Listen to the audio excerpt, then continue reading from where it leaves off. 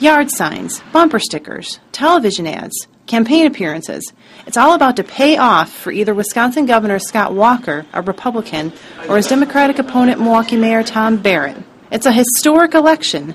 There have only been 2 other recall efforts against governors, and those governors lost. Right now, it's too close to call in Wisconsin.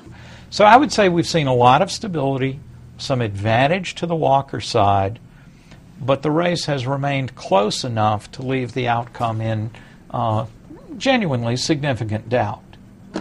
Walker is facing a recall effort for effectively ending collective bargaining for most state workers last year. He says it was to balance a $3.6 billion budget deficit.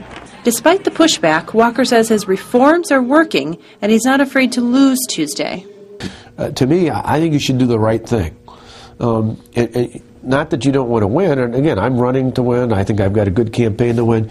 But I think in the end, on fundamentally important issues, you should choose what's right, not just what you think can get you elected. Tuesday will actually be a rematch. Barrett lost to Walker by 5 points in 2010. Barrett says the race will be close, but he thinks this time he will win. And we know that our base is very, very fired up.